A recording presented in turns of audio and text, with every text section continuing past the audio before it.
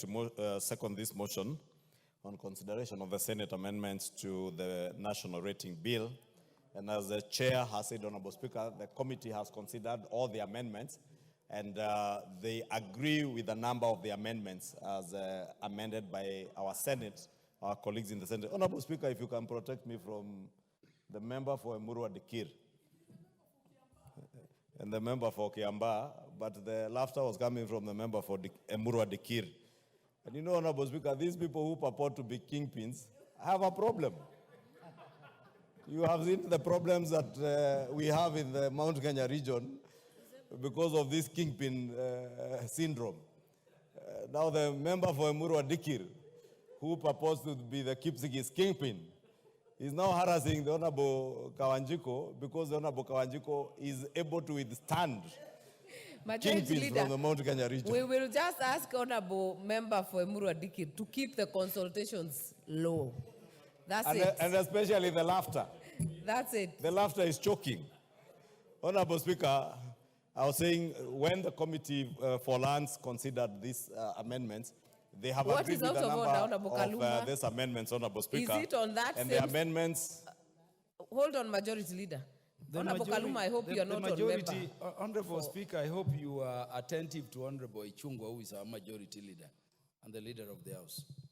Honorable Speaker, did you hear Honorable Ichungwah say the Honorable MP for Emurua Dikir is purporting to be the kingpin, when it is something of which judicial notice can be taken, something which is acknowledged, that Honorable Joanna Ngeno is the kingpin of Rift Valley, something which was done in public, all elders, and it was duly enthroned. Why should our Majority Leader, who is our leader, Member for Homa Bay undermine our exploits in leadership? Honorable Kaluma, whatever flaw that was agreed on is not the flaw of this House. So Majority Leader, kindly focus on the bill. Thank you, Honorable Speaker. And the Honorable Kaluma knows I said purporting, because as you rightly say, Honorable Speaker, all kingpins purport to be kingpins, but are never appointed by anybody. Honorable Speaker, I was saying the Committee for Lands has also disagreed substantially with a number of amendments. And therefore, Honorable Speaker, it would only be right that we allow the committee and this House to have a second shot at this bill and the amendments that have emanated from the Senate, to agree with the Senate on the ones that they agree on, but also to move the House to disagree, so that we can have an opportunity through the mediation process, as provided for in our standing orders in the Constitution, for the two houses to be able to have an opportunity to sit. And I'm certain our Committee for Lands, or rather the members that this House may appoint in mediation without preempting debate, would be able to sit with our colleagues in the Senate and agree on those that are contentious, and we consider a mediated version of this bill, Honorable Speaker. Therefore, beg to second, and do request the House to disagree with the amendments in the Senate, so that we may cause the setting up of a mediation committee. Thank you, Honorable Speaker. I beg to second. I therefore propose the motion that the Senate amendments to the National Rating Bill, National Assembly Bill number 55 of 2022, be now considered. And before I give the members to indulge on this one, just to note that if this motion is lost, then order number 10, Roman 1 will not happen. If it is lost, the committee of the whole will not happen. And Roman 2 had already been stepped down by the Speaker. That is the Kenya Drugs Authority Bill. So if this is passed, then we'll go on with committee of the whole. If not, order number 10 shall not be called. Member for Funyula. Honorable Speaker, thank you for this opportunity to say one or two words on Senate amendment, and specifically this motion.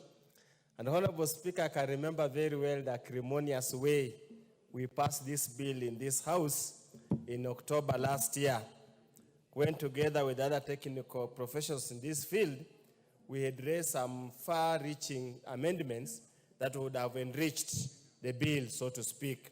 And the Honorable Speaker, I'm again afraid when it went to the Senate probably also just went to bed and slept and failed to pick out the genesis and the gist of the bill. But never to, regardless of what has come here, that's what we have here now. We would have to pass it, then indulge in any amendments after the requisite time provided for the standing order. Honorable Speaker, I want to join the committee in rejecting some of the amendments proposed by Senate. And this, I must say, it was either done in ignorance or impunity or lack of due diligence on how rating and evaluation for rating ought to have to be done and the international best practices. Honorable Speaker, if you look at the Senate amendment to clause 12, it's outrightly unconstitutional. It's outrightly unconstitutional because the mandate conferred to the National Land Commission and Article 67 is exclusive and cannot be shared by an amorphous body purporting to call itself Council of County Governors. There is no way, probably even a body that has got a passing mention in a legislation can purport to share the mandate with the Constitutional Commission. On that, I totally agree with them, and that also applies, Honorable Speaker, to clause 20, also applies to other clauses, Honorable Speaker. I totally agree.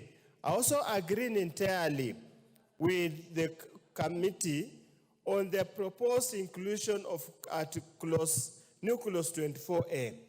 Honorable Speaker, you cannot purport to create an office in public service through such kind of a bill. Those positions ought to be either created under the Valuers Act or created pursuant by the amendment to the various respective acts of parliament. So I totally agree with them that cannot happen. Honorable Speaker, also when you go to clause 30A, Honorable Speaker, from a professional practice point of view, to prepare a supplementary valuation roll, there are circumstances that require the supplementary valuation roll to be prepared. And Honorable Speaker, valuation as a practice is at the date of valuation. You cannot backdate a valuation. So to purport to insert a clause that when you are preparing a supplementary valuation roll, you can only do it independent on the data or whatever was available at the time of undertaking a valuation roll, then it's to miss the purpose, professional purpose, academic purpose of a supplementary valuation roll. On that, I totally also agree with them. Honorable Speaker, I also agree in ownership of property, in the proprietary right of ownership of a property, there's nothing, nobody, no person called an occupier. Who was an occupier? An occupier connotes an authorized inversion. So to purport that an occupier can become a rateable owner is in a way to legitimize unlawful occupation of any parcel of land or property for purposes of conferring a title that is illegal. Honorable Speaker, in seconding the amendments, the rejections or the proposal by the committee, we also want to beseech the committee that when they go for mediation, they need to be very clear so that we